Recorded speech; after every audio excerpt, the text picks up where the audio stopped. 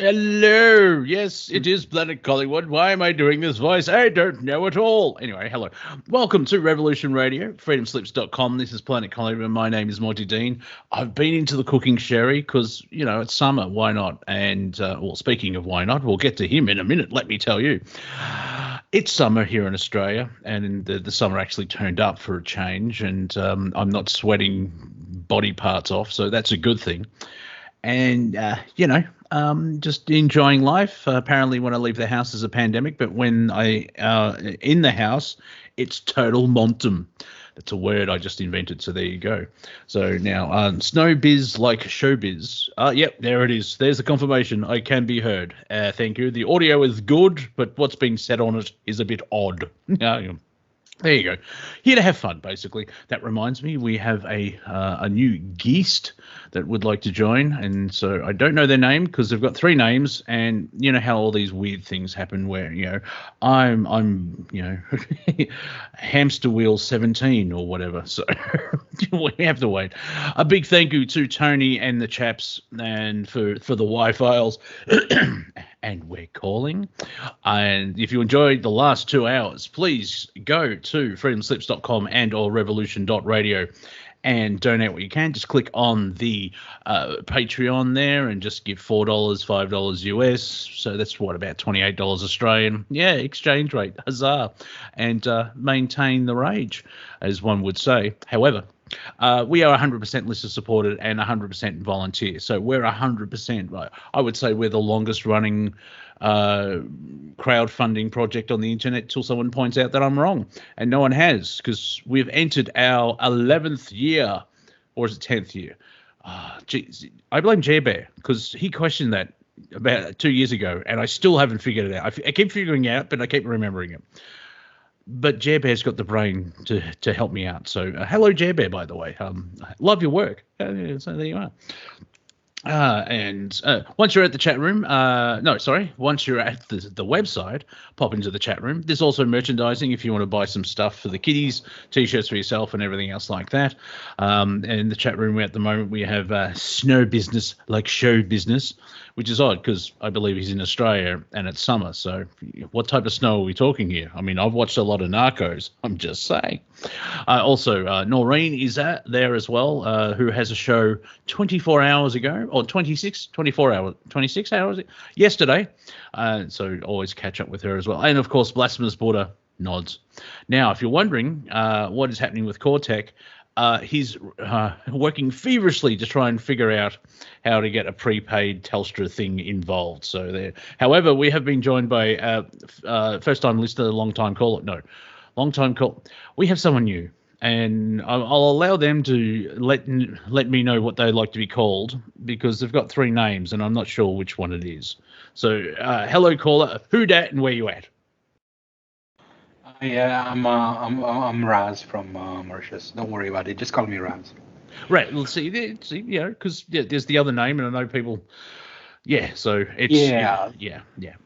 It's like real name and bracket name. So we're gonna use bracket name. Yeah, excellent. There you are. So yeah.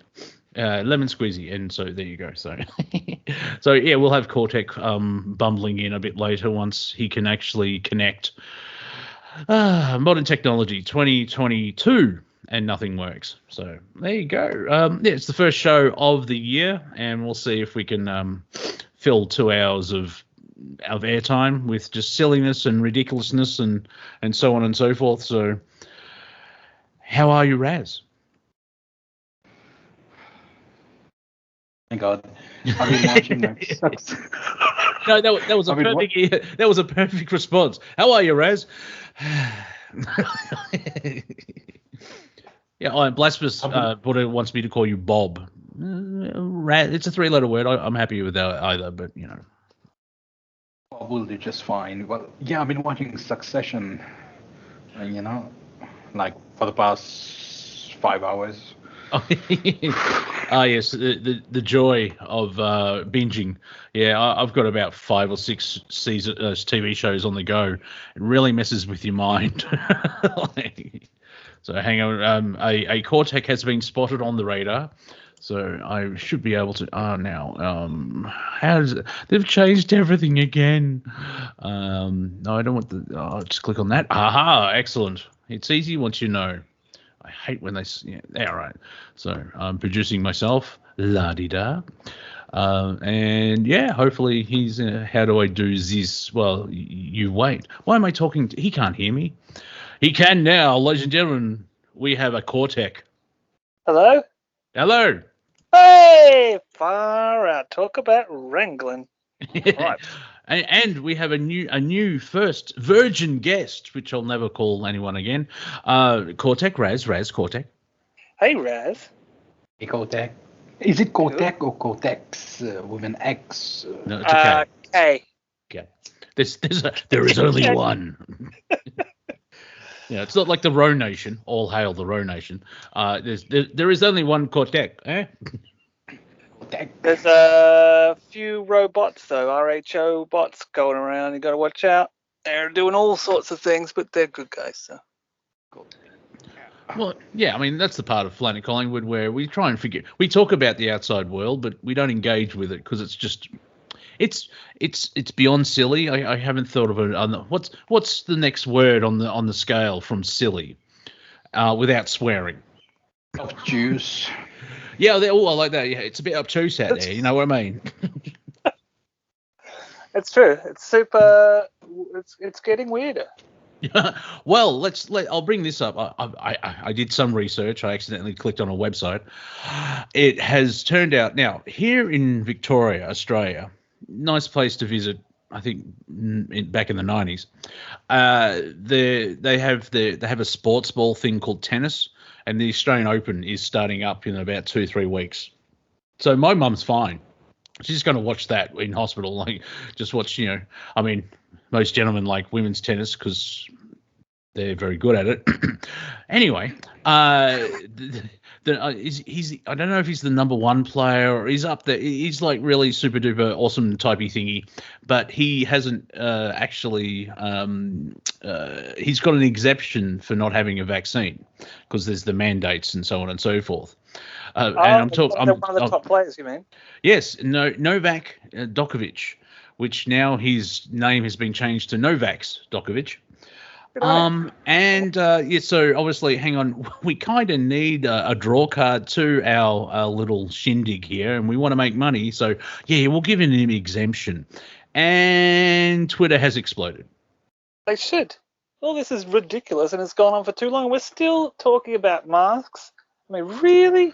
Really? Yeah. Didn't we have a whole bunch of emails go forth where it was kind of said pretty straight from Fauci that they don't do anything after he was the one really pushing them, and then we're still left with this residue. Yeah, but the thing is, you know the concept of narrative, right? Sure. Yeah, and there's an element of the controllers putting forward a narrative. So it does make me giggle occasionally in the previous show. Well, we should do this, and like, good luck with that. I understand the idea and the premise, but the man with a stick doesn't care about your piece of paper.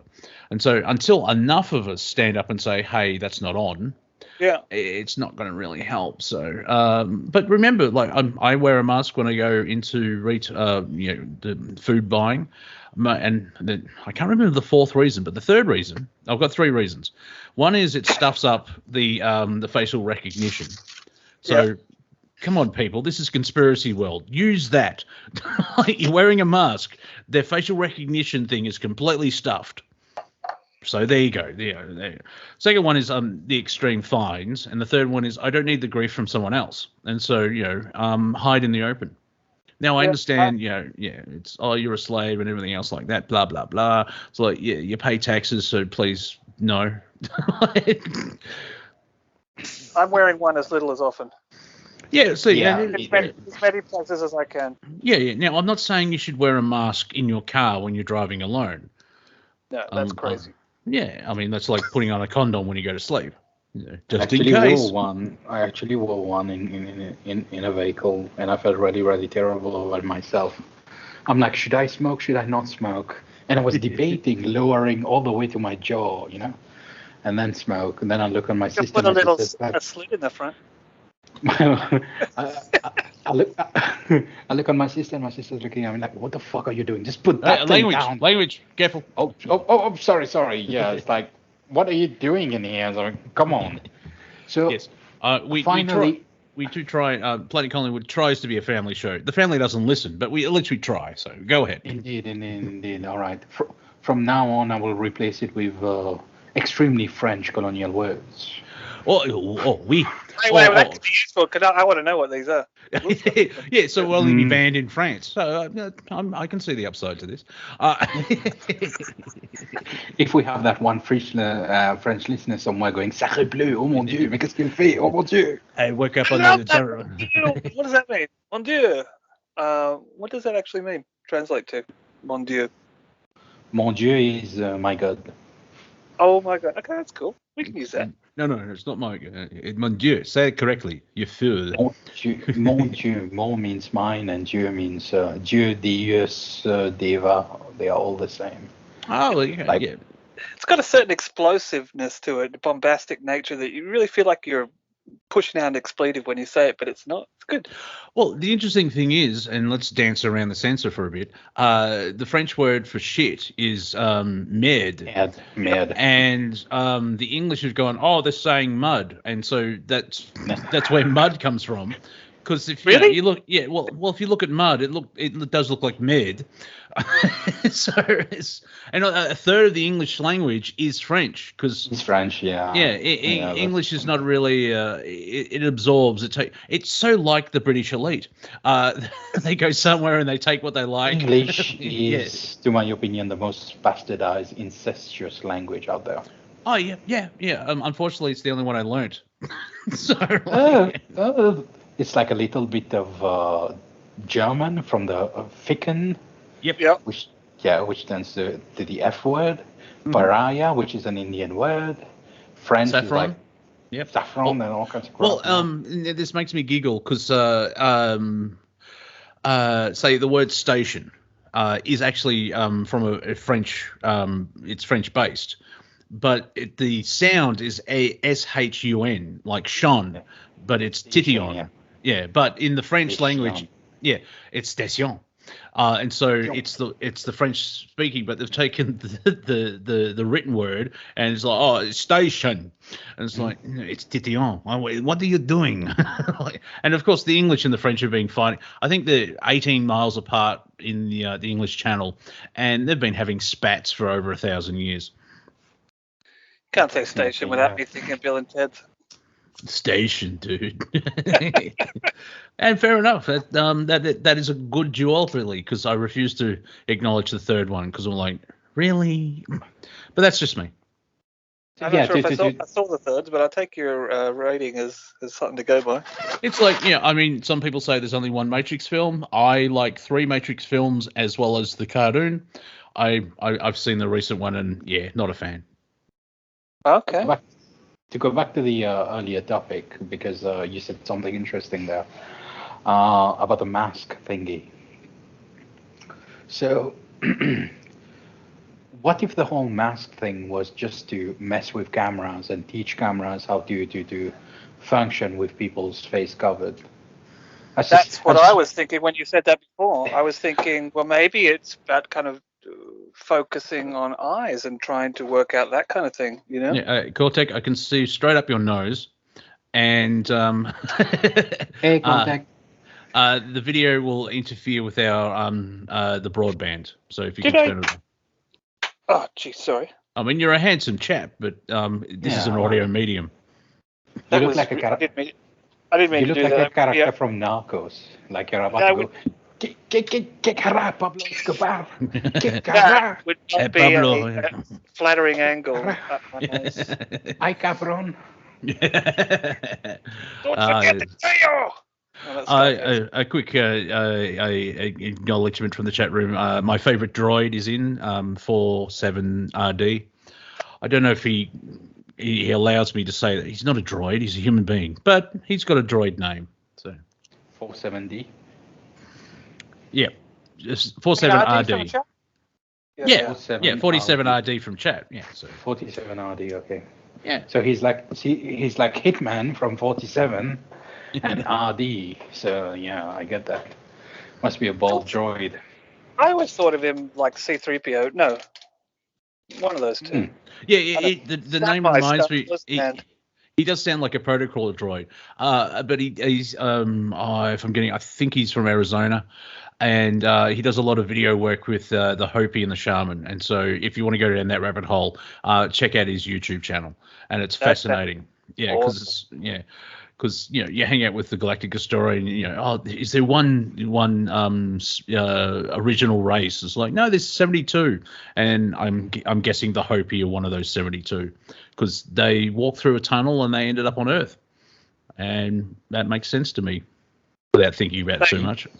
Was the light behind them then maybe? Same tunnel? Yeah. Is it two-way tunnel?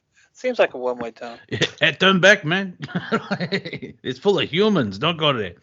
But they could be running away from you. Who's the Hopi again? Is it Native American?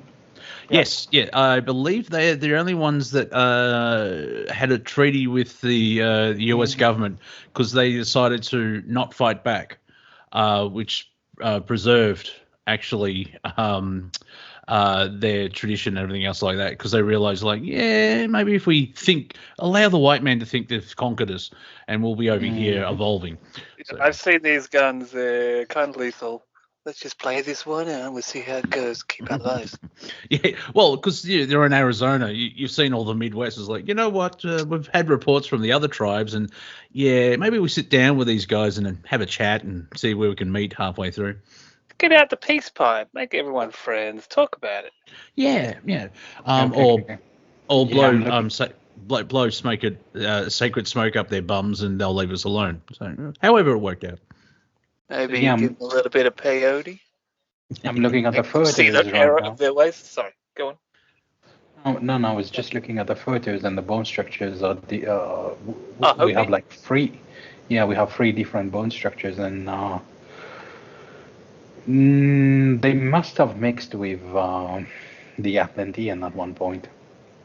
I think. Well, if you bring it up to today, I think the Inuit are probably the most pure race on the planet, and I hate the term race, but the purest tribe. DNA vehicle. Yeah, because everyone else has been interbreeding and stuff like that, and it's like, racism in Australia is funny. Well, racist in Australia are funny. We're full of what? Space? What are you talking about? I've got a racist joke. I was just looking into it because I got my A+ in Andrew Botz's studies. So if you want a repository for galactic history, I'm here. I know all of it by heart by now. I transcribed it as God. Oh yes, so you would were you the one who shared it on Andrew Bassett's and Friends? Because I've copied all of that. There's 20 episodes, and that's a Hercules type of effort. And Friends. What's that? Oh, it's just. Yeah. No, that wasn't me. Okay. Can you guys look at kind of bone structures like that and kind of trace kind of where people are from, kind of thing like that? I do that kind of unintentionally, but I feel like you can do that. I don't know. Certain bone structures, faces. I can do it because I spend a lot of time practicing it. So yeah. Yeah, you can follow, see DNA uniqueness, and you can sort of see where it came from. So, see, the thing is, because I haven't hung out with a lot of Asians, my English eye is just like, they're all the same, but they're completely different. It's very rare you see a fat Asian. Unless they live in the West. I got a racist.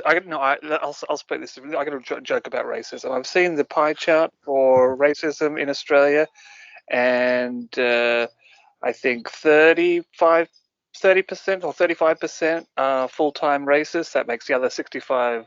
No, I stuffed it up. 35% are part-time racists. That makes the other 65% full-time. It's better when done in an Indian accent. Well, that sounds a bit racist. It sounds even worse. But it was done on a video, and an Indian guy was teaching other Indians about Australia, and it was hilarious. Yeah, well, yeah. I mean, there's an element of the racism, but they're just, they're afraid, basically, which is weird because, like there's a suburb here in Melbourne, in Victoria, in Australia, Southern Hemisphere. Okay, I'll stop there. I could go at, Milky Way galaxy. But every country is represented in this one suburb, and there's 198 different countries. And there's 120 different languages, and they kind of live near well enough with each other. But you're getting to the point of it's that whole Aryan thing of we are the master race. Master of what? You twang. I don't know why. Master puppies. Yeah, the lesser known Metallica album. Yeah, Master of Puppies. One of my favorite calls from actually, it was my body is a temple, and then the other person would say Temple of Doom. It's come out it's a season for that to come out, I can't remember his Daniel someone. I can't remember. He's a Sydney comic, and he came up with this one gag. It's a one-liner, but it works perfectly. My ex-girlfriend, I remember when I was going out with my ex-girlfriend because I loved life and she liked sucking it out of me. I'm like, oh, I can't use that, but that's brilliant. You just did. Exactly. So you got to preface it by giving acknowledgement instead of saying I came up with this. It's like, no, I blatantly stole it, and I'm giving a nod and a wink to the gentleman who came up with it. Just in the same way that if you don't want to really offend someone, you can say whatever you like, but beforehand you can just say no offense. Yeah, like that works nowadays. You see, when people are saying things like, I got a joke to tell, I always sort of squeeze my lower third eye,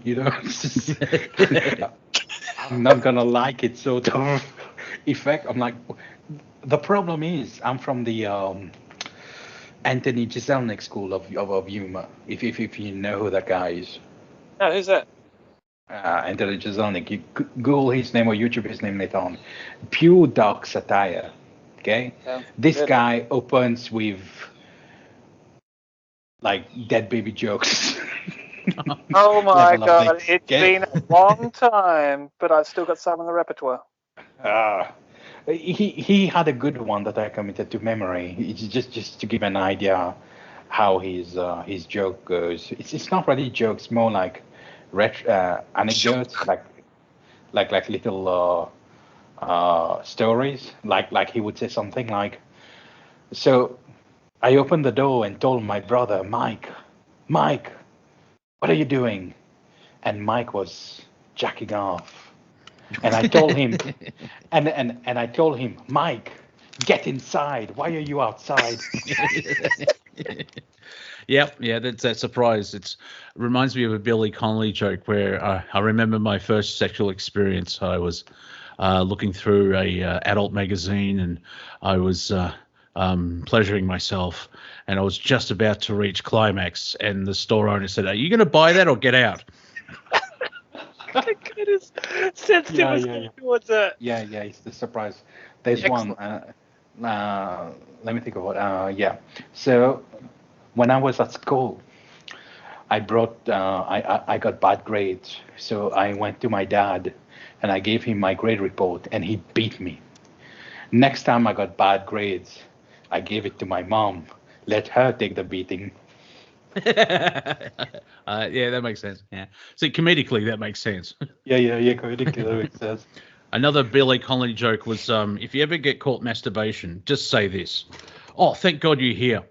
I was just before you walked in the door, there was this big hairy spider that was climbing up my leg, and just before you walked in, I started to shoo it away with my hand, and that's when you walked in. I reckon you've got 50-50 chance of getting away. Yeah, but where's the spider? Oh, in this day and age, with all the synthetic, sorry, my French accent is kicking in. With all the drugs and all the clown world, people probably won't notice you're doing it. You mean San Francisco? Yeah. Apparently. Hey, we got it in here. And I'm an island out of nowhere, and we got it in here.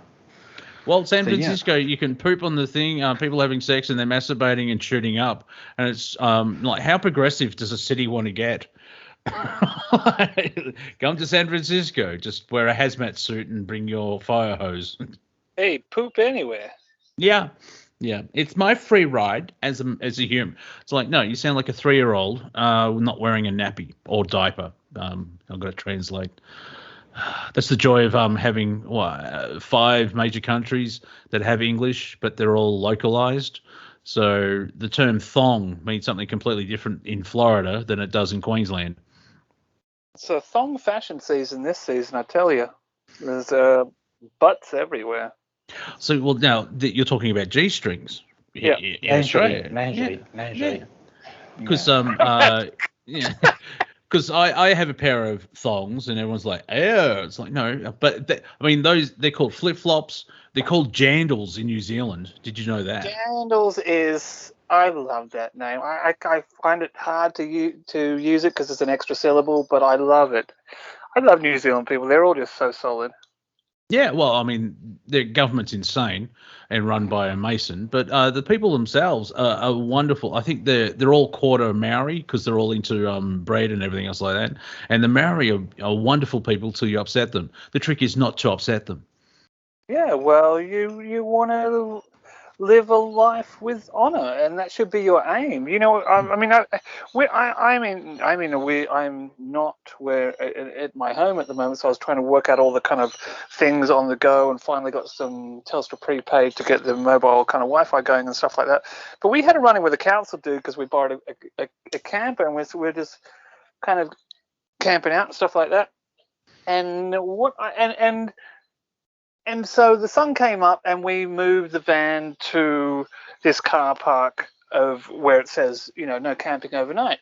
So the sun came up and we moved there just for a beautiful view. And this guy comes over, this ranger, at 8 o'clock after we get there about 5:45, and goes, knock, knock, knock, knock, knock. I'm giving you a fine for staying here overnight. And I'm like, shut the door. Dude, what kind of proof do you... What we didn't do that, so how do you? Isn't the onus on you to prove we were here overnight? And he goes, well, your engine's not warm. I was like, we got here over 2 hours ago. Like, I couldn't think of. All I could think of Dick Tracy and Inspector Morse. I couldn't think of the other guy who was. I should have said, too many episodes of Inspector Morse or NCIS, something like that. But it was so weak. But the point is... That's rapey. It was super rapey. And the point is, he thinks that he has the right... And I go, so you're going to... What proof do you have? If you had a camera there and you saw us come in... well, you would have seen that we came in at 5:45 and we weren't here overnight. And he goes, well, you can appeal it. And I'm like, you should have proof before you even issue the fine.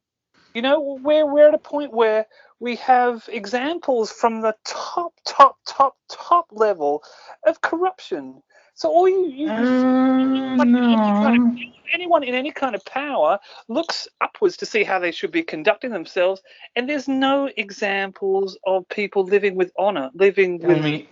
Tell me something. Did you get fined? Yeah. Okay, so that was a cop who fined you. No, it was more local council. So he was not an officer in uniform? No. Well, okay. he not a policeman anyway, not constabulary. It was local council pseudo law. All they have to do is put up bureaucracy. I'll tell you something. Yeah, As a guy whose father is a surgeon, I'll tell you something. My father, very recently, like 2 weeks ago, was told to, just round the lads and go take some fine. So they did. Now, my father is very lax. He didn't really bother too much. He got like 4 or 5 of them, and he went back. He was told by his fucking superior from the phone. Easy. Sorry. Yeah, I said understand the passion. No, understand the passion. So, yeah. He was told to go get 4 or 5 times the amount, so approximately 200 of them. It's the quota thing, isn't it? Yeah, revenue raising instead of actually administering the law. And so, these guys right now are just gagging for money. They're really, really gagging for money. I mean, Australians have to pay like $5.2 million that they've yet to pay. I was reading that somewhere. Those who haven't been wearing their masks. Yeah, our national. Well, yeah, there's the fines, but our national debt is heading up to $1 trillion, which is the first time in our history. Now, for our American cousins, that's nothing because they're up to 23 trillion. But yeah, since the lockdowns have kicked in and the JobKeeper, and they're just printing money to help stave off all this stuff. But 3-4 generations down the road, we'll be paying this back slowly if the same system continues. And it's like, I can see why the police were very excited with all the protests in here, because they can't get anyone on traffic infringements or anything else like that because we're all locked down, and so their revenue stream is cut. So like, $20,000 for being away from your house. I'm sorry, what? This is the positive side of it. I think it just feels like a desperate grab for money, which points to me towards keeping a global network of control going is very expensive, and these guys are broke AF.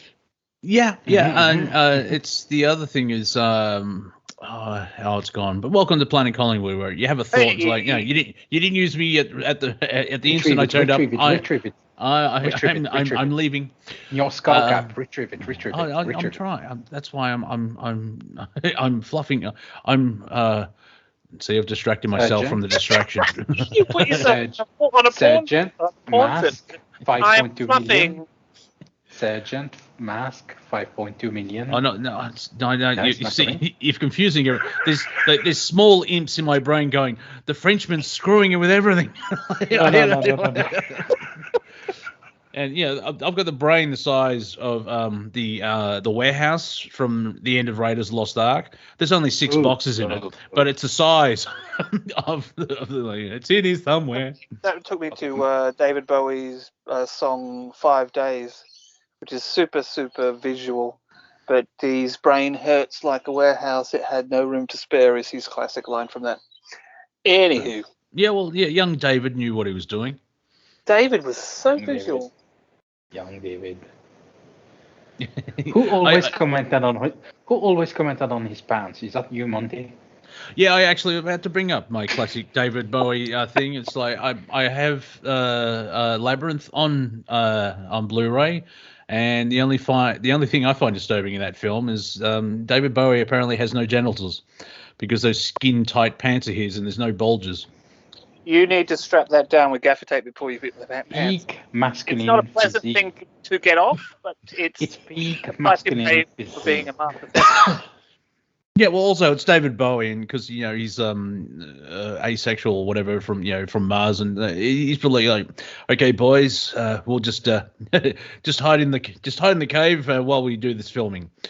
You remind me of the Babe. What Babe? The Babe. What? Where are your testicles? Shut up. Maybe it comes out of his navel. No, who knows? It's David Bowie. Who knows? I mean, he is from Mars apparently, and I'm like, I think it's much further than that. Mars is underrated as a planet. Overrated as a planet. Well, everyone it's very small. Wants to be from Mars. I mean, come on. Yeah. Well, because Venus is. The interesting thing is, like actual scientists can prove that there's climate change all through the system, but we're told it's because we drive a car. Now, I figured it out. What actually is happening is someone's left the Stargate open and all the pollution's going through the Stargate to the other planets. Obviously. Right. Yeah, and if you believe that, well, it's more plausible than, give the UN money and we'll stop the weather. Okay. Give the UN money and they'll keep doing what they're doing, which is stuffing up the weather right now. In between shade and light right now, the other day I was just trying to, stand around as you do.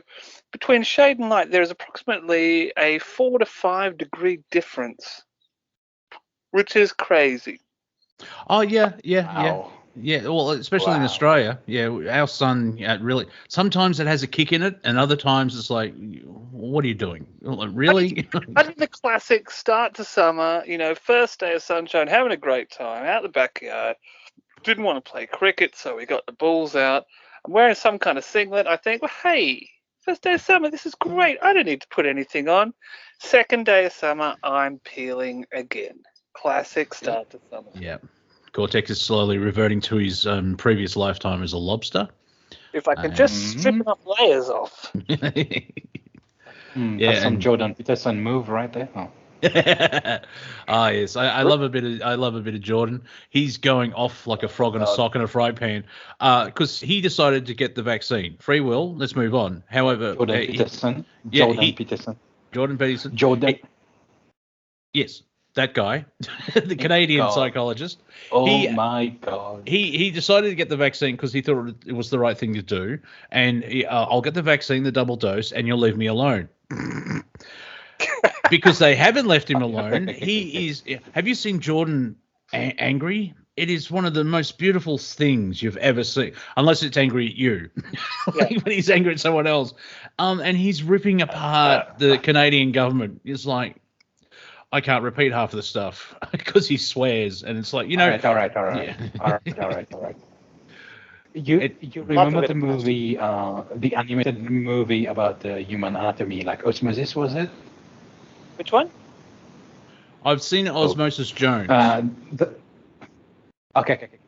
Keep that picture in your head. Imagine the system of a guy who's been on horse tranquilizer. And he uses horse tranquilizer the same way the average person uses, I don't know, Prozac. Does he microdose K? Valium. He's a K microdose. No. He was. He wasn't microdosing. He wasn't microdosing at all. The word dosing was used, yes. He was on SSRIs. He was on SSRIs for a long time. He was on SSRIs. His daughter does enough drug to occupy Lindsay Lohan for a lazy Sunday afternoon. Believe me, there's a lot of drugs in that family. Now he's taking a COVID vaccine. That's not going to do any effect on his body. This COVID vaccine must be like, bro, why are we here? Are we the right body? Where do we go? 360 degrees. What do you want us to do here? We're just going to shut down. This job's too big. Yeah, it's like a small Italian immigrant family moving into Brooklyn in 1935, and the mob turns up 3 minutes later. It's like, you owe us protection money. What? I'm just trying to sell. I'm trying to sell bread. You give me money, or I burn your house down. All right. Everyone has tummy guns. Yeah. Everyone has tummy guns. Yeah, but I think he's defeated all that, and he's much better, and he's moving forward. But because I enter into Twitter land, it is a battlefield. The trick is to go in from a comedic point of view, and it's hilarious. But seeing him just rally against the Canadian government is just a pure joy. He was selected to do that. Actually, he was selected to do that. No, well, you know. I know his history very well because as a psych student graduate, I've been keeping up with him since he appeared on the radar. And Jordan Peterson's original goal was to hijack the grassroots upstart movement that was going to happen on an intellectual front. So his role was to quickly step in, grab that, take control of it, be their de facto leader, and lead them the wrong path. So him and his heterodox academy buddies are all absolute hacks. They're complete hacks. They are the worst academic you can probably think in academia's history, and they will be crowned our generation's greatest thinkers. That's the painful thing we'll have to witness one day. Well, look at the opposition, where it's the far left, wokey, insane nut jobs that he's rallying against. So, like, it's not much of a. I'm surprised the award show hasn't been broadcast on public TV yet. You know, every single time, whether it's to kind of tune into fireworks or something random that I tune into free to air TV, I am so shocked at how base it is. It's like, is anyone watching this? Oh my God! Did you see? We got fireworks in Sydney, like on New Year's Eve, and instead of just broadcasting the fireworks at 9 o'clock and at 12 o'clock, they have this kind of extravaganza kind of show, and oh my god, this year it was the lamest thing. That all the classic artists that had just sold their soul, and it was not I'll get in there to play a cover from a song 50 years ago. Sure, I'll do that. And the likes of Jimmy Barnes, who sold his soul one time. It's been pretty soulless lately. Yeah, he's been extremely soulless. And South African parliament caught fire. Argentina is on fire. Some Russian places on fire. I mean, yeah. First week of the new year, and then they're all already on fire. Yeah, well, we could talk about the weather, which, remember where that used to be just small talk, just to fill in time. It's down weather.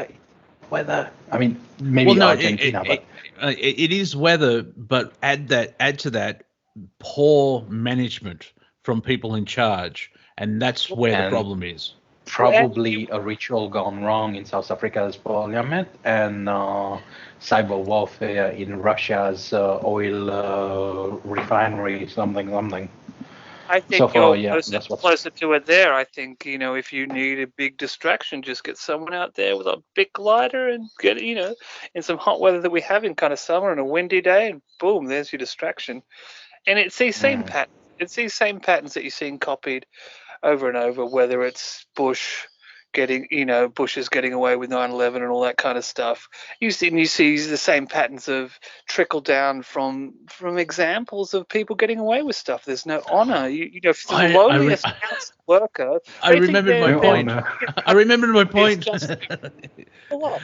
Right, but it's whatever type of leader you have, they set the example, and so everyone below follows their example. And so I remember working at 2 different nightclubs and 2 different management styles. There was 2 Greek brothers who treated everyone like awesomely, like, okay, everyone, let's do well, and the other club not so much. Which one was first? Which one was after? Yeah. Okay. I'll just bare my soul on global radio and tell everyone. That's not the point. My point being is tell anyone what your name is.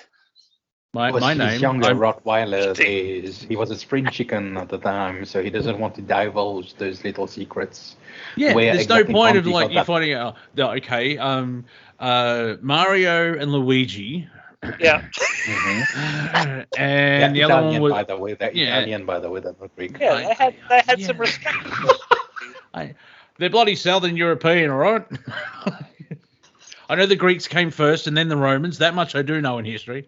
My point is that there was a different management style, and you could see the knock-on effect with the staff, where you had the cranky guy, and so when you went up to get a drink, you basically got crankiness from the staff. But then you had the 2 brothers who were basically going, hey, how can I help? Here, have a bonus. Everyone work together. Let's have fun. And guess what happens when you got a drink? Hey, how are you? Can I get you a drink? And it different styles. And so, guess which one was more profitable and popular? The one that was really not very nice? Oh, geez, it was a 50-50 chance there, Cortek, and you were wrong. I'm glad I was wrong in that situation. But you've learned something. I like to think that the best way to do things is to kind of do it with a bit of honor and respect. Integrity. There's a lot of good people out there, and there's a lot of people who simply maybe haven't considered that yet. I don't know, but they should be taking example from the others who know that it's really important. Well, okay, look, let's look at cinema for a moment. How many movies in the last 4 or 5 decades have been the small group of people fighting against corruption, like as Star Wars, the Rebel Alliance against the Empire? How many films are based on that, where the hero will defeat the evil power that is? And look at reality today. I don't think they're getting the lesson from the movies. No, all the money's gone into video games. That's not the point, Cortek. It's true, though. The movies are there, so you spend most of your rebellious energies cheering for those fictional characters and not stepping outside and actually doing it on them. That's why the movies are there. Yes, that's what that actually happened. It's a not a false synchronicity, but it's a false something where you exude the energy to rebel because you're living through the movie and video games as well, instead of actually fighting corruption. There's it's that, like, well, I watched a TV show and that energy's been replaced. But do you think I found a lot of those movies as kind of inspirational? They're like yeah, for you, but movies. yes, for you, they because be like that for a lot of people. Yeah, but okay, like Exhibit A, the rest of the world, Cortek. This is my point. It's like, listen. If they wanted to make a movie about reality, it will take Monty's proverbial six board, a bunch of MIT scientists, Andrew talking in the background, and a bunch of idiots looking confused about how exactly they're going to depict a 54 million timeline genocide plus a bunch of reptilians taking over the planet. Actually, can we just do that privately anyway? Because that sounds no. I just realised we actually make the movie about people trying to make the movie of reality. Because they couldn't make the movie of reality, but you can make a movie about people trying to make the movie of reality. Can we do that? That sounds fun. Will it be like the most recent, what's his name, Leonardo DiCaprio movie about? I haven't watched it yet.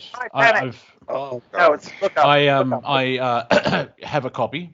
I know it. I got my boat out and went sailing on the high seas. Wink, wink. The movie is not Titanic. It's Look was Up. Was it?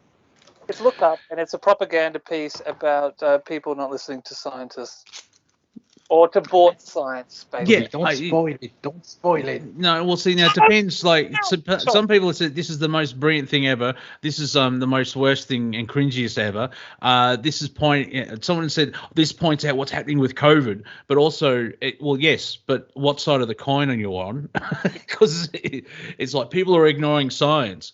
Well, which science? The science that's getting funded by the corporations, or the science that's being censored? Because I'm leaning with the censored people because they're actually not being paid off. It's total propaganda. Yeah, but it's supposed to be a comedy. Science not being listened to. It's not funny. It's not funny for the time and the subject that it's for you. Well, yeah, but Now, obviously, 80% of the population's with you because everyone's like, what the hell is it? But I mean, the director has come out and actually said, well, if you don't get it, it's your fault. And it's like, yeah, once again, you're blaming the customer. Maybe it's you. I mean, the idea of making a movie at that level is to make money, because you could have made a 8-minute short with you and a video camera to make your message. How can you make money from movies these days? These Hollywood studios streaming are services just hanging on by tooth and nail for any kind of living. That original idea sounds too risky. Let's make Spider-Man 68. Yes, but the latest Spider-Man movie has made over $1 billion. Yeah, I made $1 billion. So all your arguments are null. Yeah, because it shows Hollywood. If you actually make a movie that's entertaining and doesn't have a woke message as the pinnacle of the whole thing, people will go out and see it.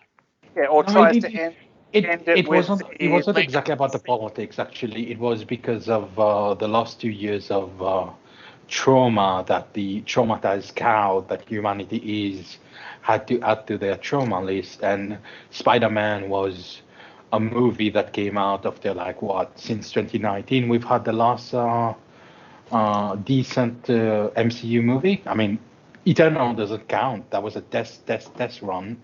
That was a badly mutilated test run. Black Widow was not just mutilated, badly mutilated. I didn't mind Shang-Chi. The movie Shang-Chi, whatever the F, was a piece of media that was shielded and had so much media attention it would bring envious tears to the corpse of Lady Diana. It was insane, the media attention it had. Yeah, but I missed most of that, and I watched the movie, and it's a comic book movie, and I'm okay with that. It's not Endgame, but yeah, it's they pushed it too much, and that's the thing where the marketing affects the outcome of watching. It's like here's a comic book movie. We've done the best we can. Enjoy the show as escapism. But if you spend $800 million on pointing out, like, oh my God, we have Asians in the show and they're so good. Like, yeah, what about the story? Story? What? Go back. Story?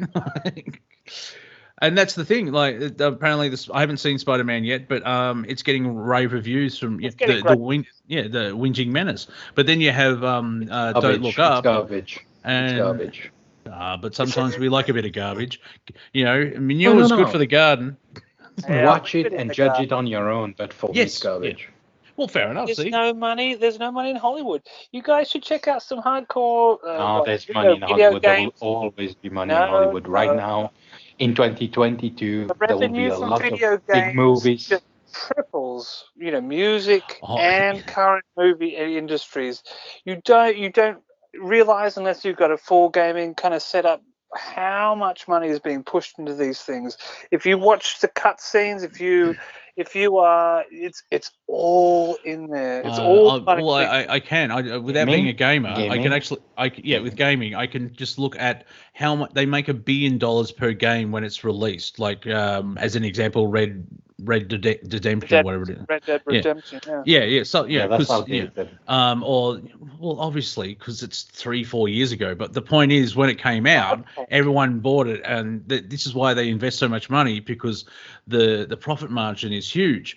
Like this, what is it? The Last of Us, huge first game, but then it got a bit woke, and everyone's like, but this, and then like, I totally agree with your point of view. I am myself a great gamer, but the original argument was Hollywood's not making money. What's that argument?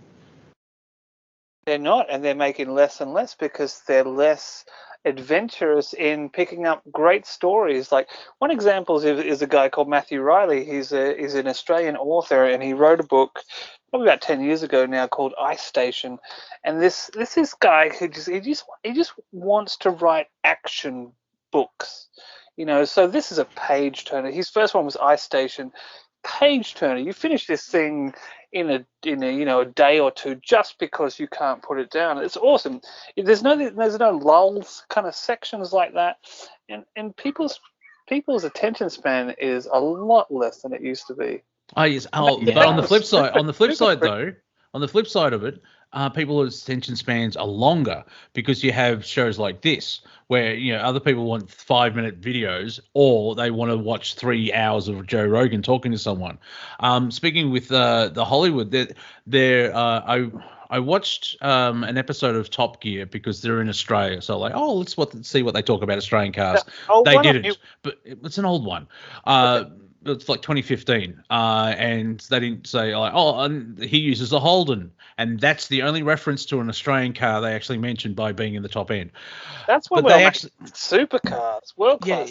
Yes, I know. My point is they ignored it, and let's move on, because my point really is they had Kiefer Sutherland on as the guest to do the fastest lap or whatever, and they because it was the height of 24, and Jeremy Clarkson said, so why did you do 24? Because it's television.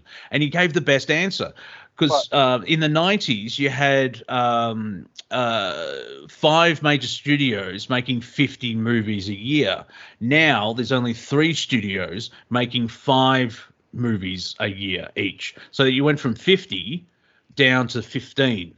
And so he realized for drama, television is where to go. And you look how many shows in the last 10, 15 years, how many dramatic shows that have gone through the roof. 24, Battlestar Galactica, The Expanse, and blah, blah. I could go on and on and on, but we're coming up to the break. My point is that Hollywood shifted into the streaming. So there's a reason why Netflix and Amazon are working well. They do movies occasionally, but their bread and butter is the TV show now.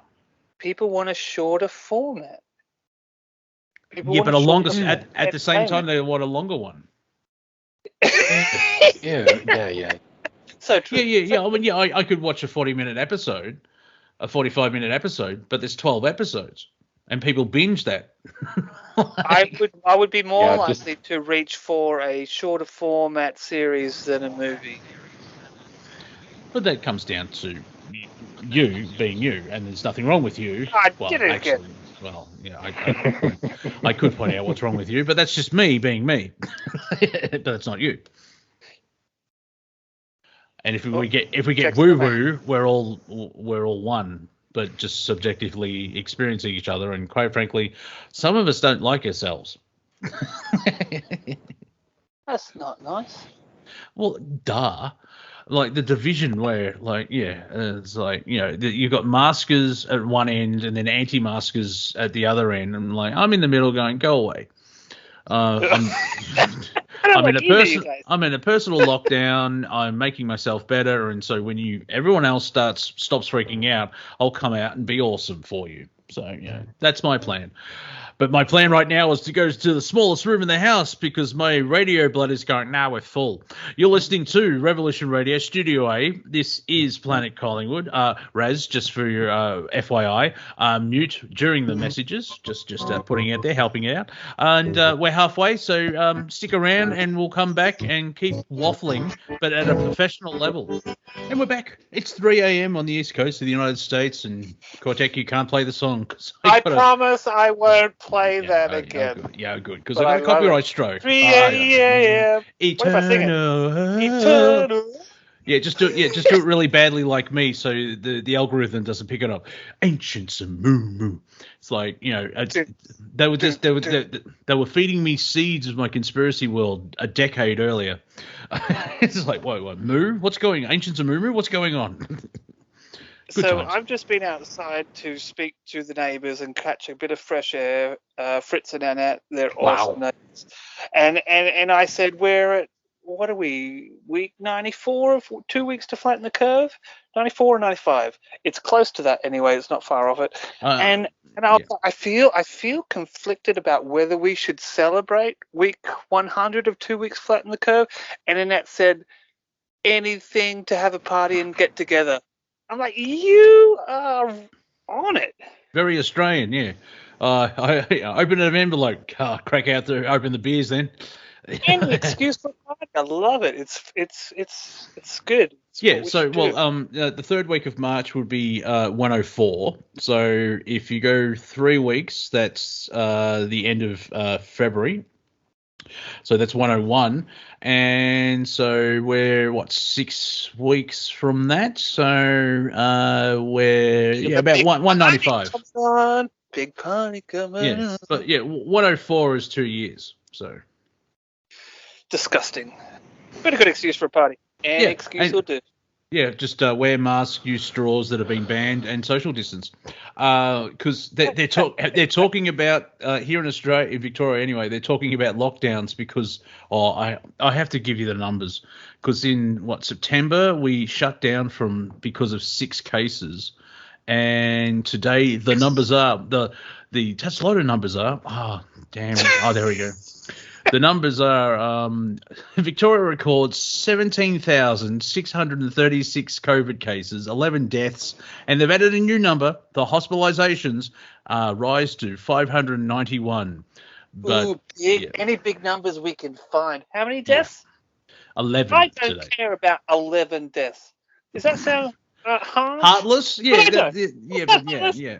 But influenza. I mean, what are the numbers for? If you notice, in 2018 and 2019, the media wasn't actually focusing on these numbers, and so it's roughly the same, and which is still not good because you don't want people to die.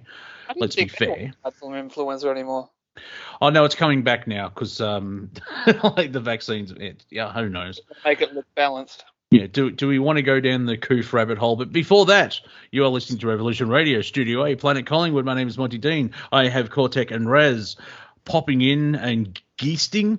If you enjoyed the last hour, please go to freedomslips.com and or revolution.radio and donate what you can. Just click on the Patreon button and, a cup of coffee here, a small African nation there. We accept anything except children. We're not going through that. So if you've got a couple of pesos, some shekels, some US dollars, while we still live in this financial tyranny, they still use money as a talisman energy exchange so we can keep the lights on in studio and for mostly 24 hours a day, 7 days a week. And we're in our 10th year where we're growing up. I think in about 2 to 3 years, Jewishly, we'll become a man and have our bar mitzvah. Claps to Rev Radio. Yeah. I don't know. I just don't know how we're going to lift a whole radio station up on a chair and walk it around a room, but let's give it the old college try. What? Maybe we can just sing that song. Have some tequila. I'm really drunk now. That one? I don't know. I may have misheard the words. I'm not sure. I'm pretty sure that's the words. It's so strange that the Hebrews celebrate a Mexican drink, but hey, what for? I'm all for everyone celebrating everyone. I think that's the future. Yeah, well, eventually, once we figured out, there's that whole division and stuff, and I tell you that Twitter battle going on of are you familiar with AFL football, Cortek? Yes. Obviously, you know what exists, but what I mean is, what? There's a game where. No, you mean the natives got like a bunch of possum skin and kicked it to each other without rules and enjoyed it? Yes. You mean the whole country took up something that only Victoria enjoys? Okay. Up until about 1988, and then they had the Sydney team. But yes, you are correct.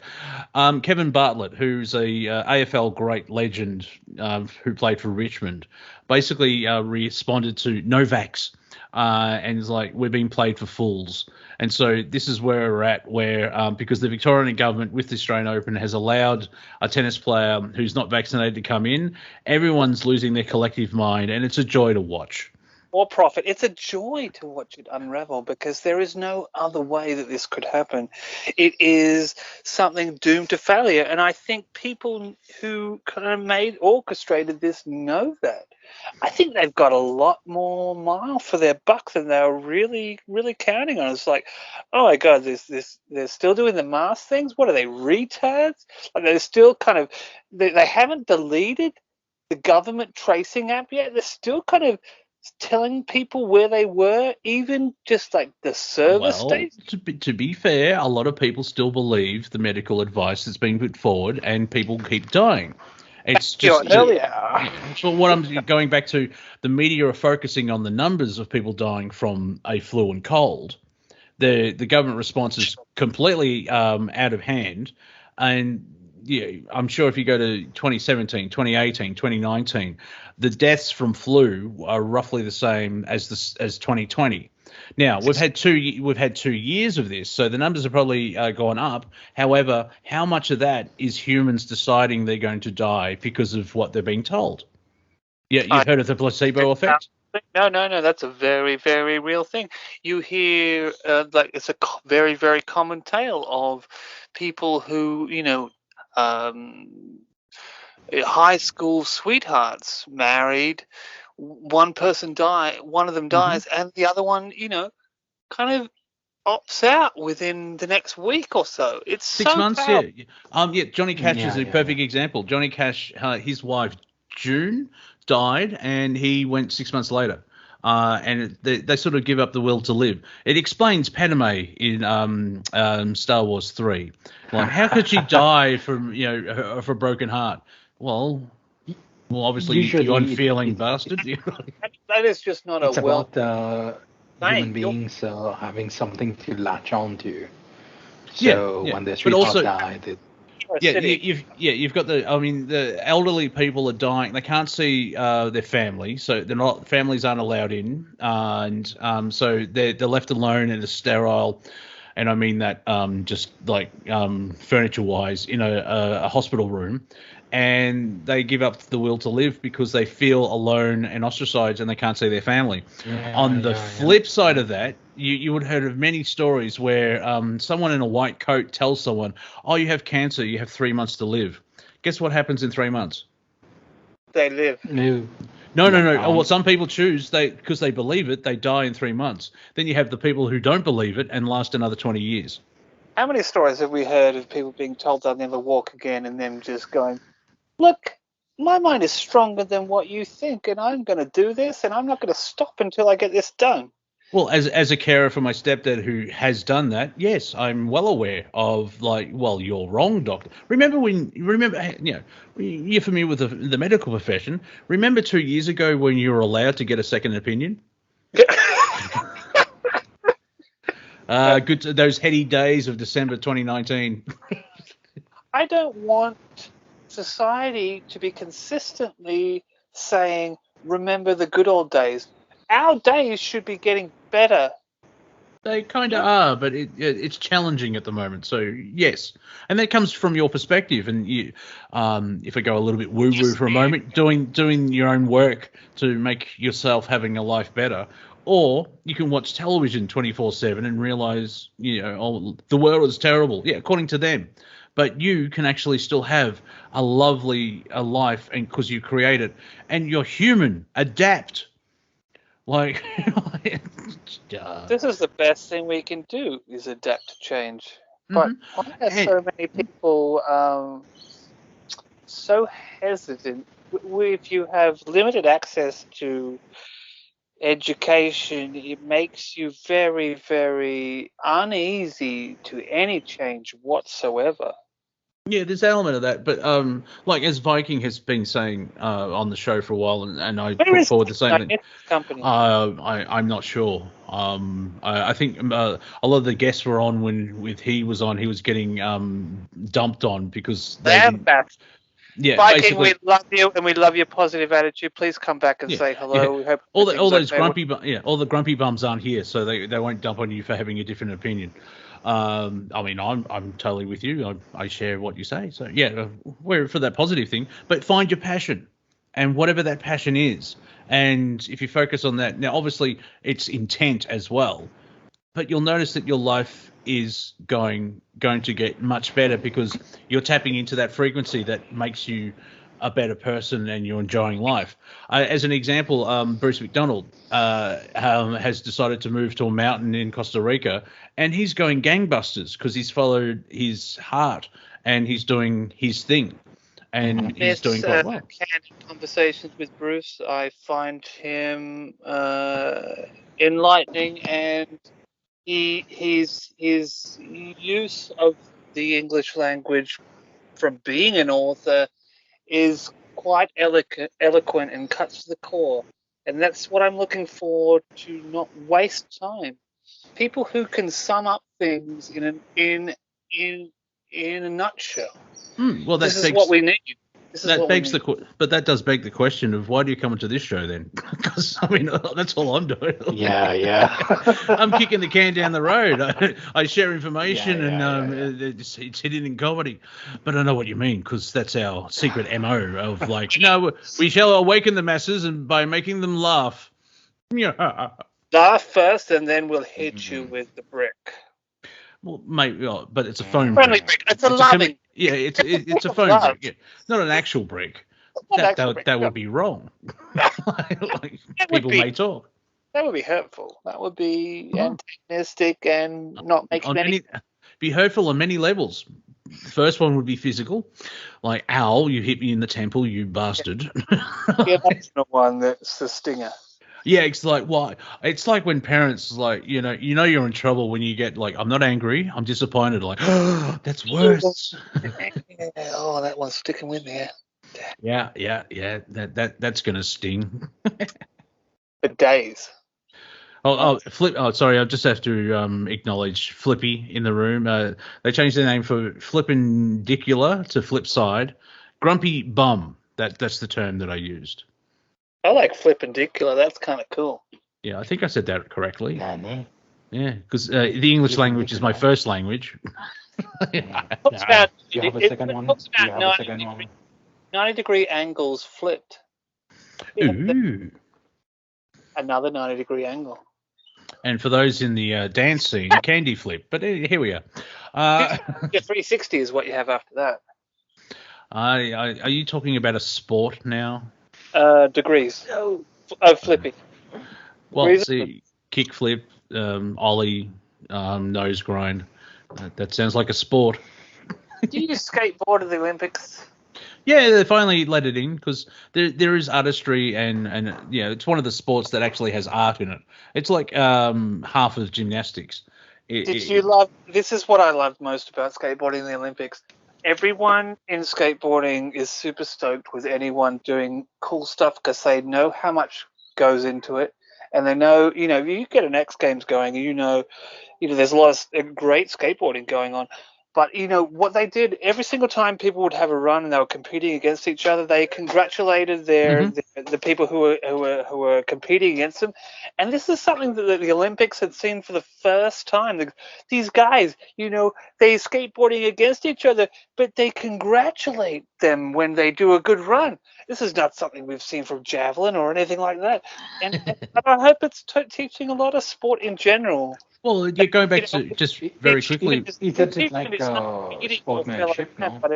But yeah, the achievement is not beating your fellow man, but doing No, better. you're actually competing with yourself, and like you try and go for best on ground or best time or whatever it is, and it just happened to be with a group of other people, and Dave did well, but I did better for myself, and there's that camaraderie. There's hardly any rivalries in skateboarding because it's a sense of joy of doing it. Super hard. But people pulling stuff off technically is like some kind of miracle if they make it, and most of them do because they're that good. It was a total lesson to Olympics in total.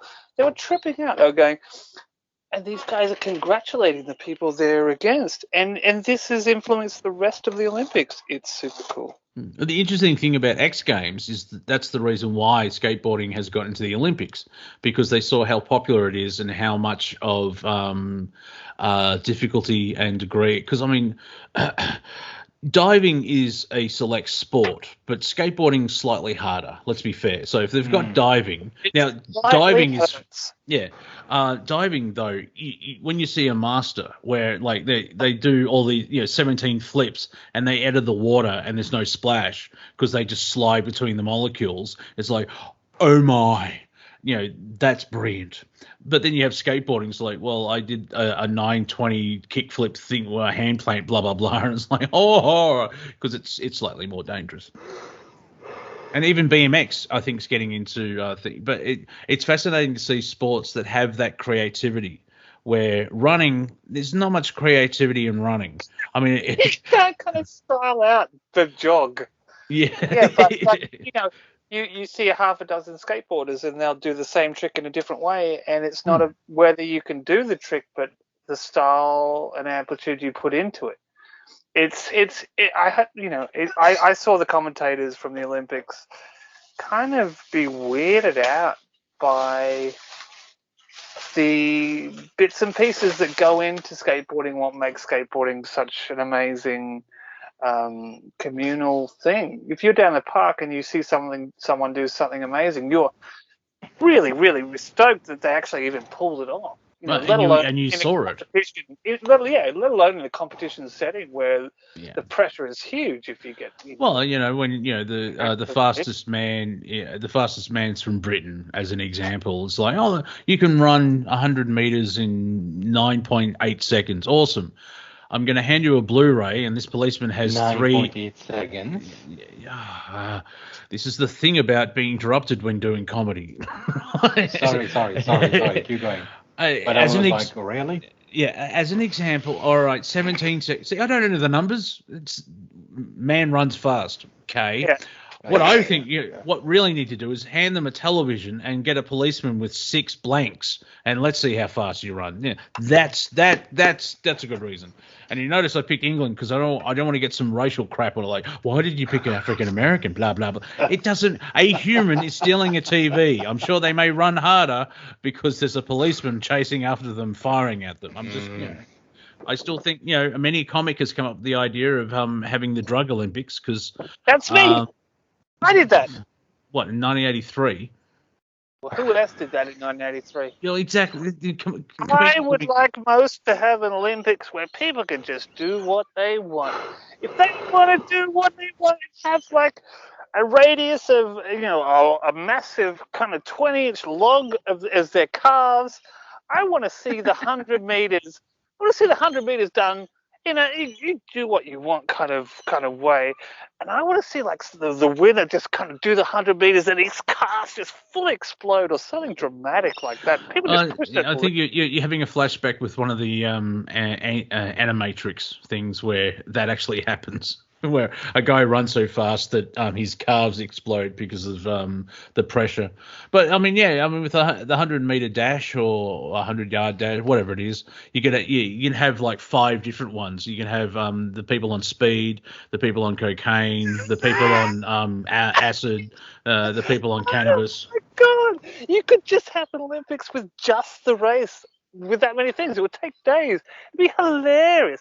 You get the people out there kind of helping their fellow competitors to get to the line. Well, see, a little bit of zigzag, a little bit of what? I can see something. What's that on the ground? Where are we? Hey, look at those people in the crowd. Hey, that's kind of cool. Oh, someone won the race. Well, that's cool. Yeah, well, I mean, if you have the marathon and they're on acid, you would actually have to put trackers on them. Then you would have the discussion. Does the crowd need to be on psychedelics to watch a psychedelic race? Is it right for the crowd not to be on psychedelics to watch a psychedelic race? No. What you're thinking of, Cortek, is there should be a straight-edged commentator and someone tripping balls on mushrooms at the same time. I see Jenkins has finally found the track. It's been 16 hours. Yeah, but he loves it, man. Jenkins is not there at all. And there's a few ponies competing Jenkins too. Yeah, horse tranquilizer. No, not just for horses. Yeah, the ketamine long jump. It's like, well, he got halfway and he got into a K-hole and he's been crying and whimpering for about the last 7 hours. You know how that? Because he's having a mystical experience. Yeah. But then you don't discount them for their lack of going over the finishing line when they're having the mystical experience. Their recount of that mystical experience also counts in the race. So they may not have come first, they might have come complete last, but if they have some kind of mystical insight, then they get the degree of difficulty. Yeah. Well, how about this one? The ayahuasca high jump. Oh God! Because you for the training, you really have to do some inner work because you don't want to be like Davidson last Olympic Games where he ran halfway towards the mat and he shat himself. Yeah, the winner will be the guy who managed to get up, doesn't have any form of brown liquid going down their legs. Yeah, and managed to. No, I just imagine a bald Asian man just sitting cross-legged and he floats over it. First prize! and Sinzu has got to 6 feet on the high jump without running. I think we have to appreciate that really we can have how much do we want to explore inside and how much do we want to explore outside. And really our major, like a lot of outside of exploring has been done. Let's face it, there's everyone's climbed Mount Everest till it's a busy shopping line. Everyone's done that. It's the inside. It's the what can you get inside and bring back for humanity? What can you go in, discover, find out, and remember to bring back? It's super tricky. Thank you for your report on Earth, mostly harmless. Yeah. But I think our answers are inside. We have this if we dare to explore our insides. You can't explore your insides without asking some questions about who you are and that's the point. How you feel. That's the point of doing the inner work. It's like, who am I? What am I? Why do I still have that? But in this wacky moment of now, we're transmuting our own traumas of this life, our past lives, the DNA lineage. And so if you notice, as you improve your own life, family members get better as well, because you're slowly transmuting the family lineage trauma. Yeah, you are looking at it with a wider parameter, a wiser outlook. It's something that is kind of hard to do at some stages with family. Well, yeah, because it feels so closed in. Sometimes it feels like you're barracking for a lost cause or boomers that simply won't change. But that's what you actually start doing the inner work on the family lineage, and they do change because they're not programmed, but that sandbag around their hot air balloon has been dematerialized because you've actually worked through it yourself. So it's conversation. It's conversation that we need. It's well, yeah. There's many ways of transmuting it, but facing your fear, acknowledging it, letting it go. Here's a nice little. It's not a cheat, but here's a good one where it's like, okay, the universe has given me the same lesson 17 times in a row.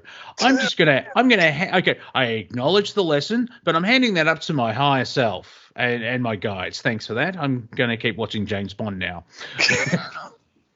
I know you got the Blu-ray version.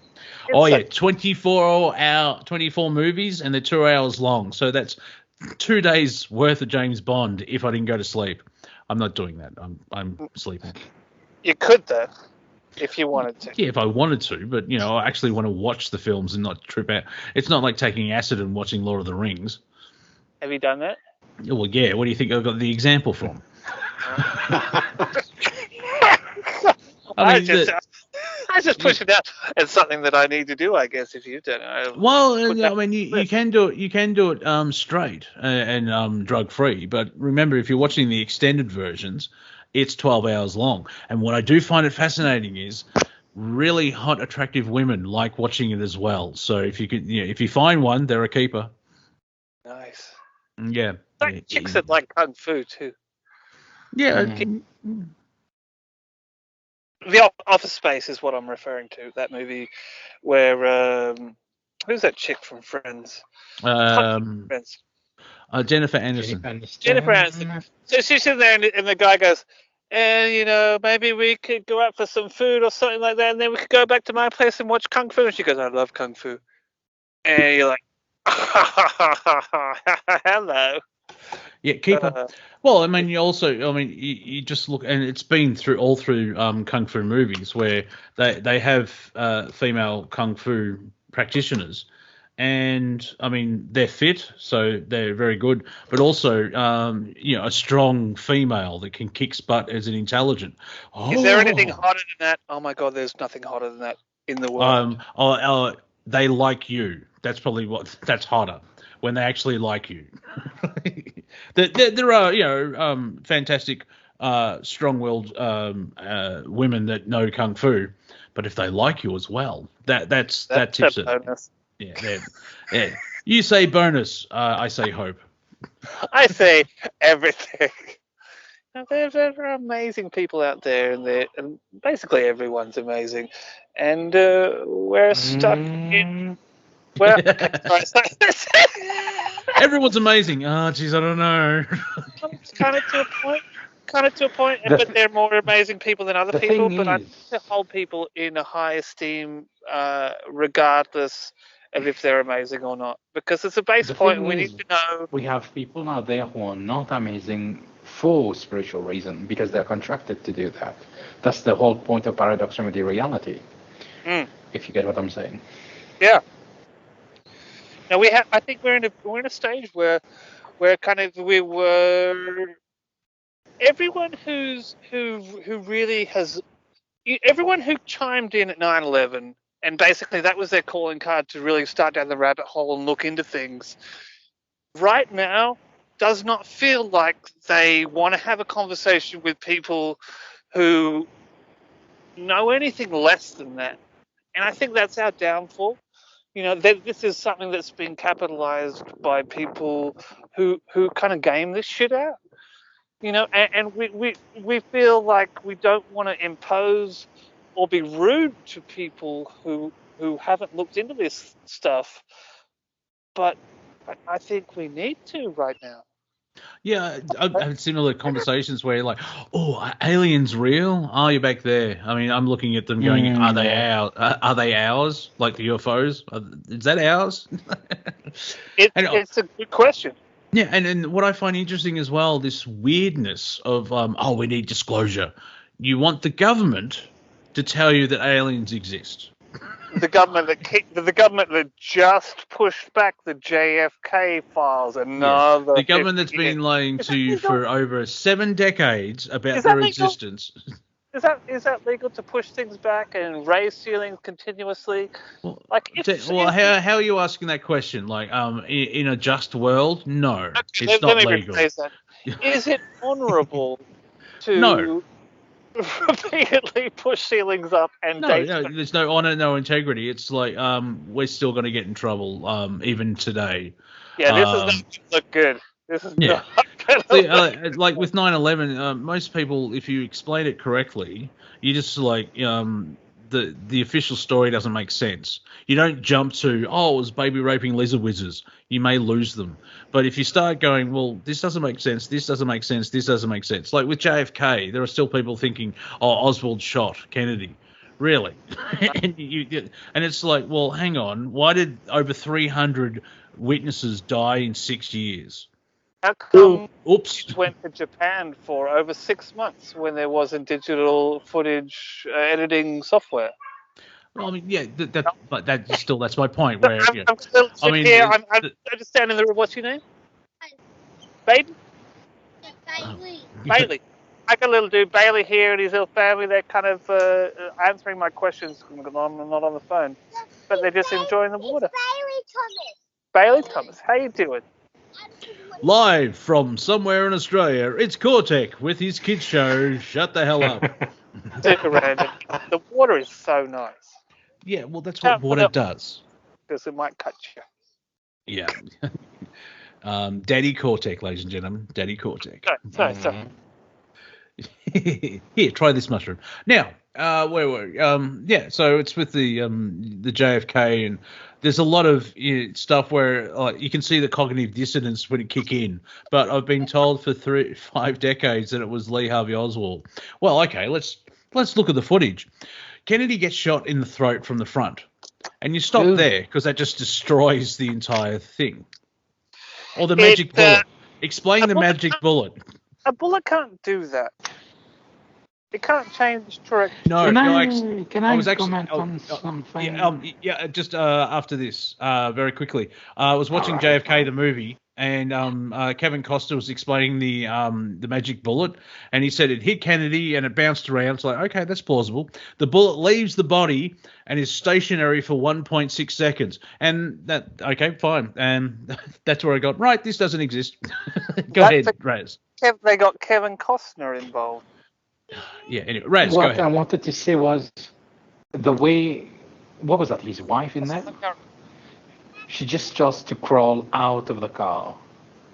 You know, when someone gets shot right next to you, your first reaction is to turn and look at them, ponder for a critical, agonizing 2 seconds, then go, they've been shot, then react, then panic.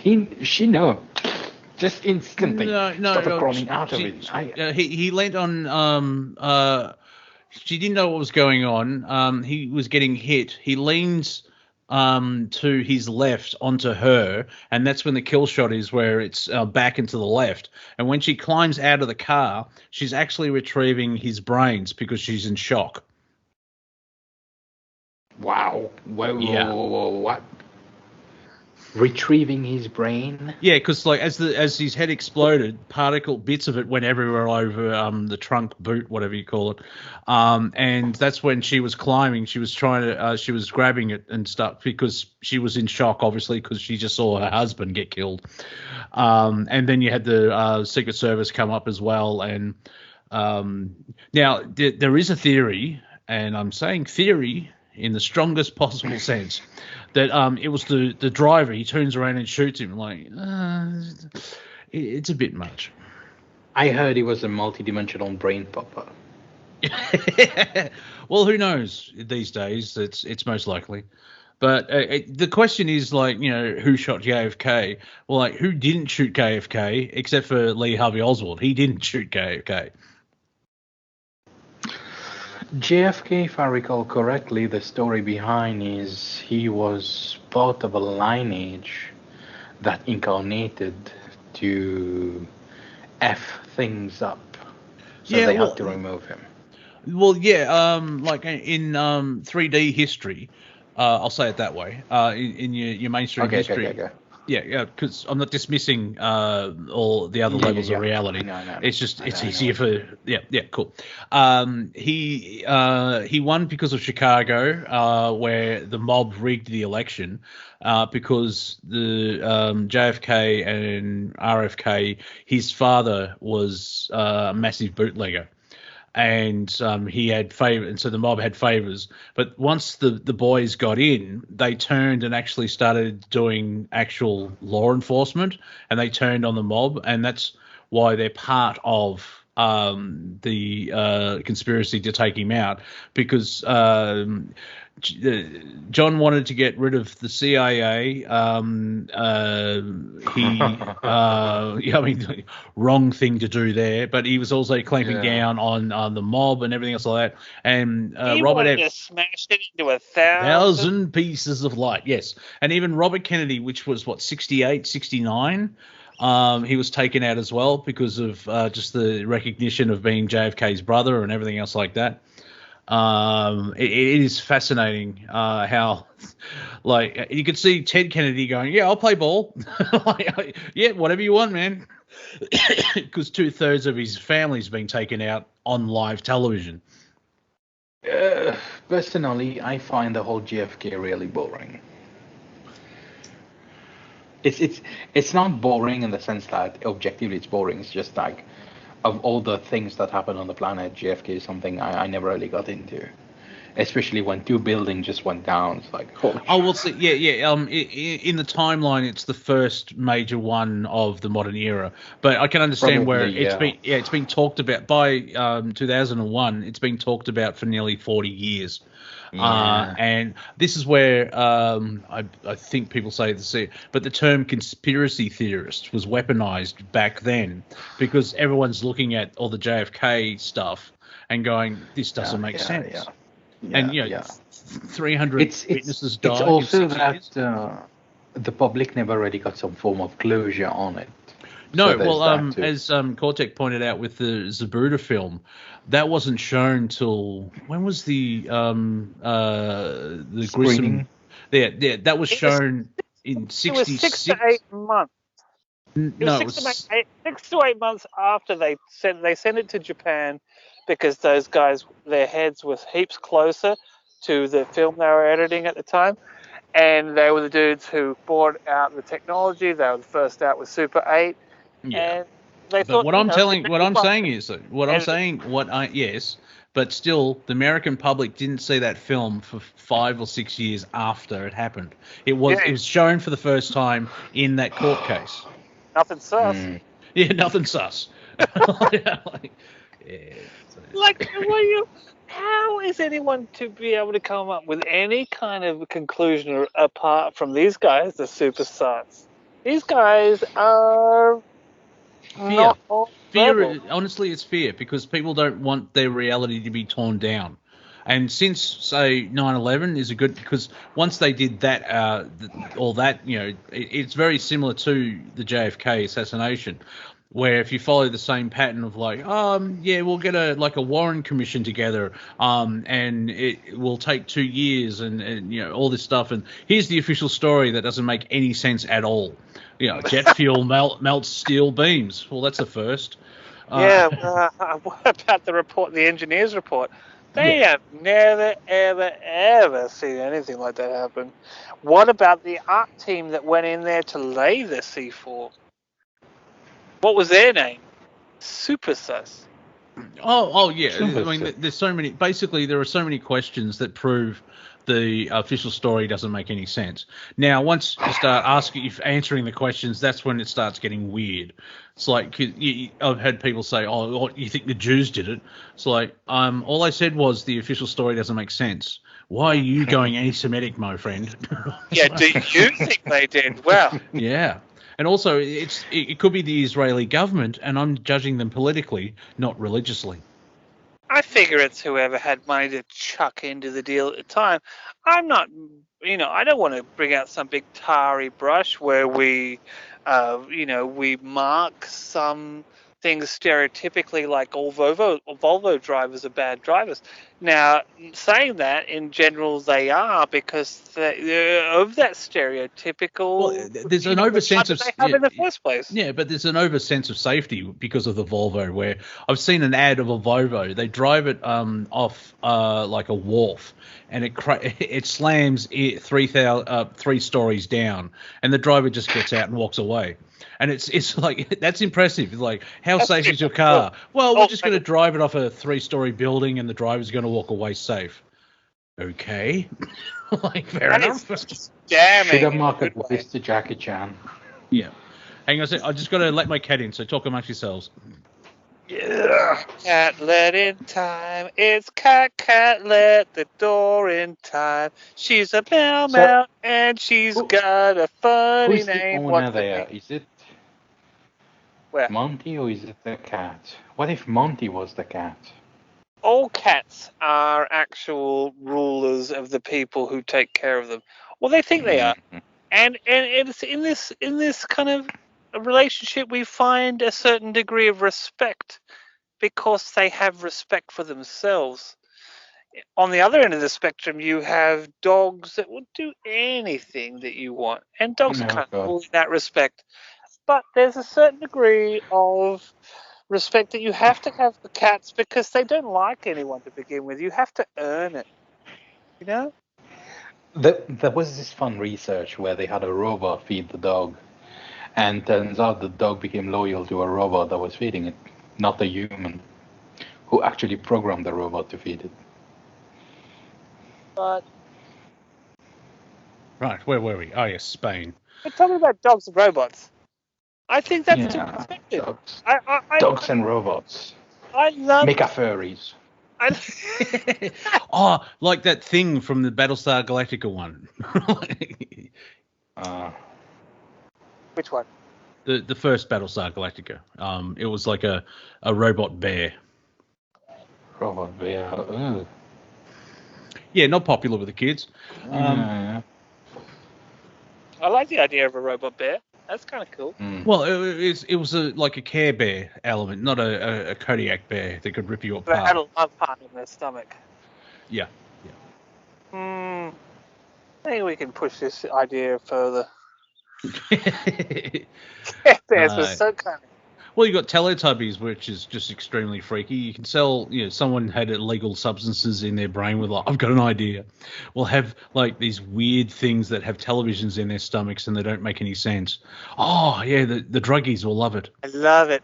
I love where your head's at. Isn't it the kids program? Shut up, man. It's a model for society. We're going to start off as a kids program, but we're going to see how it goes. And interesting enough, here's my Doctor Who reference that I have to do once a show, is the Master's watching the Teletubbies and giggling. He's a Time Lord evil. Yeah. And that's a callback from the original Master in the 70s watching another kids program. It's like, of course, bent on total control of the universe, he watches young children's TV shows. Do they find humor in the fact that these people are predisposed to the control regime, or because they're just doing crazy stuff? Well, that's an interesting question because people we're all useless eaters. Yeah, but they've created most of humanity that way because if you look at the education system for the last century, and then they complain that we're all dumb. It's like, well, you created the educational system. From one year to another, you cannot compare the results, and it is made that way.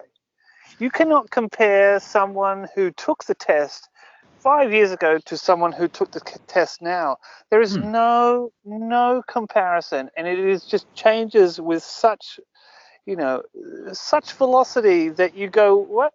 That was only 3 years ago. What are you guys doing now? Why isn't critical thinking taught in primary schools or elementary schools? Teach an 8-year-old critical thinking. Imagine the world.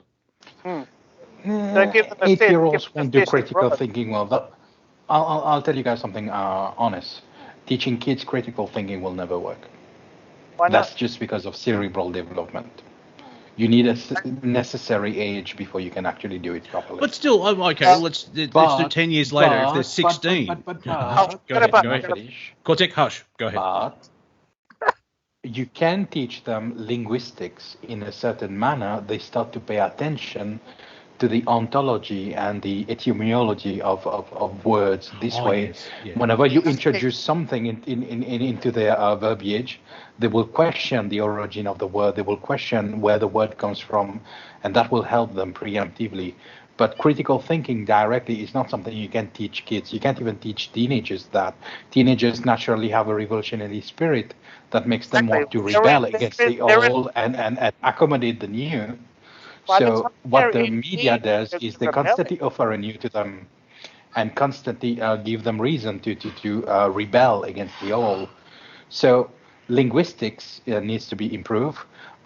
Communication, person to person, human to animal needs to be improved. Spatial awareness and geometry needs to be improved. That's the sort of thing that needs to be improved in kids. Relationship geometry. Yeah, well, I mean, the best way of teaching people geometry is to tell them that they can play pool or snooker better. Based on fact. I like the classic. Anyone who's saying they can't do something, and then I just chuck in, not with that kind of attitude. Yeah, they probably throw chairs at you, but yeah. No one can do anything. Oh, you can't teach an old what is it? You can't teach an old dog new tricks. Well, you're human and you can. Yeah, you totally can. Yeah, you can actually. It's like, I don't understand. Yeah, I don't understand the computer. You have 5 filing cabinets in your back room. I think you could figure out a folder system on a PC. I really like Terence McKenna's. He was super tech dude. He was kind of before his time, and when tech came out, he was kind of a full. How do we transfer our consciousness technologically? Not so much how do we fully kind of give it away, but what can we do with this in a positive sense?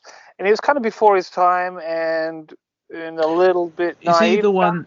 Yeah, is he the one that put forward the theory of the singularity?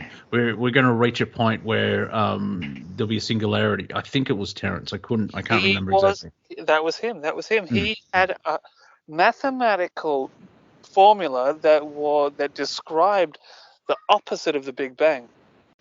Yeah, and he mathematically through what's the Chinese divination? The I Ching. The I Ching. So he found a pattern in the I Ching which led him mathematically to look at that on a wider scale globally, and it matched. Mm-hmm. And he could see in this peak and trough fluctuation the rise and fall of civilizations. Now I don't know what that kind of research is doing these days, but he seemed to nail it at the time. Yeah, unfortunately, that the singularity time has passed. I'm not saying it got to the singularity, but that never happened. Exactly. Because reality is malleable, and we're in a weird time, especially the end of the Mayan calendar. We're not going into the fifth world. However, in hindsight, you can start saying, December the 21st, 2012. That's when everything started to change, but it wasn't a massive change. I mean, on that day, it was really sunny where I was. However, 3-4 years later, it's like, things did. In hindsight, you could see it's a good timestamp, but when it happened, it's like, well, yeah. But now we're in 2022, so it's been 9 years, and it's like, Yeah, it makes sense that things started changing then. But hindsight is a superpower. Same with the Mayans. The Mayans calendar was looked upon as the end of the world, but it wasn't the end of the world. It was the end of an age. If you talk about yugas and stuff like that, it's an end of a way of thought. There's no room for anyone kind of pigs. There's no room for pigs at the trough now. We need to get this done. There's no tolerance for people who have that attitude. Yeah, and how long's the actual calendar? 5,000 years long or something? And it's like, the world's gonna change on Saturday. Everyone brace yourselves. I'm sorry, what? It doesn't work that way. It will change through the next 27,000 years or something like that. Yeah. Oh, yeah, I actually remember having a chat with a work colleague, and they said, I mentioned the Mayan calendar. Oh, the Mayans got it wrong. It's like, no, the media did. The Mayans never actually said that's the end of the world. It was, as you said, it was the end of an age. The end of the world doesn't mean the planet's going to explode. It can basically, like, the central banks get closed down. That's for Team Dark. It's the end of their world. It's basically like another season of Fortnite where they just change the map. And you get into a new age and you're supposed to do different things. And there's pigs at the trough and those guys, time's unlimited. This is why we're through the things that just seems a basic grab for cash because these people are broke. These old ways of trying to limit people's ability to have massive cooperative efforts. This is what they're most afraid of, people working together. You see it over. The lower management are freaking out because they have no money, but the middle to upper management have controlled the financial system, so they're still making a killing. It's they're not poor. No. And these are the people that we're aware of, be it like, say, the Rothschilds, who are trillionaires. Or black nobility. Yeah, well, there's a level beyond. There's people that we have no idea about, and it's not actually about money. It's more about power. But what we're seeing now, like, how people say we're going through an awakening. It's like, a political awakening. Hang out with a galactic historian for about 3 weeks, you realize, this political awakening is probably about 0.5% of what's going on. You still have a 99.5% of a true awakening, and people stop talking to me around about there. What? No, you're hurting my head. I'm like, yeah. I just got into it. Okay, I'll stop now. They will completely stop talking and looking at you and even breathe in your direction when you tell them they have to put effort in the awakening as well.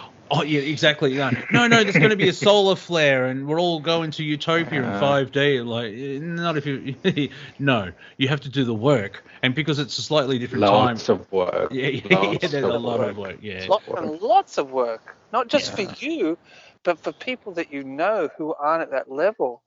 We seem to have just been up to a point where we feel like we like to even have that conversation with people about things that maybe we know and they don't know. We've been pushed to the point where we find that effort. I don't want to do that. I don't want to be that person to have that kind of conversation where I'm a teacher. Yeah, the time of awakening is over. It's more about, I do this show to make people laugh, for people that have done the work and everything else like that. It's more about finding like-minded people, build a community. The waking, whatever's going to happen is going to happen, and people have made their choice through free will. And believe me, in the last 2 years, the lesson of honouring people's free will has been reinforced over and over and over again. And then that gets reinforced when people tell me, why are you wearing a mask? Because I want to. Oh, but you're a slave to the system. Shut up. No, I'm not. I just want to go to the shop. Yeah, I like to buy food to survive. It's 20 minutes. Get out of my face, yo. As well, I said earlier in the show, it really messes up the facial recognition, unless they're from the Arab countries, because they're all wearing burqas and they can only get the eyes. Unless they're trying to get the data that is eyes only. Yeah. It's the window to the soul. Yeah, but we're not an eye recognition software. We're humans. We still need visual cues from the face. One of my favourite stories is Terence Mckenna, and he was over in South America having an ayahuasca experience. And he was talking, and there was a situation where there was a shaman and there was a shaman's son, and there's something called the Icaro, which is because when you understand how these things work, what you have to do is actually just remember to breathe. So the most powerful way to do that is through song. And a lot of the shamans feel like they get taught these songs by the plants. They're called Icaros. Mm-hmm. And at a base level, it's really just about people breathing through their systems and getting things to circulate. But these guys say these plants taught me these things, and these are the songs that we sing. And there was this guy who was singing. So in a group setting, everyone sings the same song, and there was this kind of upstart dude who would sing against the group setting, And so getting back to the point of eyes, Terence McKenna's girlfriend at that point kind of looked at this dude who was singing against the Icaro and kind of went, kind of, you bastard. And one of the shamans went, you could see the arrows going from her eyes to this person. Yeah. Like, Gringo sent the kind of, and it's a thing. We have this power. We have this power that we have this energy that we emit or can emit through our eyes. Yeah, it's incredible. Yeah, exactly, and that's a good point to end the show because I think we've got about a minute. So thank you, Cortek, for figuring out how to use technology again. And thank you, Raz, for turning up. I hope you enjoyed your stay at Planet Collingwood. There's walnuts in the green room. Please come back as always. Thank you for everyone listening as well. We will be back in 6 days and 22 hours. That was Planet Collingwood on Studio A on Revolution Radio. I think there's going to be a moment of zen after the messages, and we shall return to continue on with 22. The 2002. I just like saying chew. I love you from afar, and let's keep it that way. See you next week, everyone. Bye.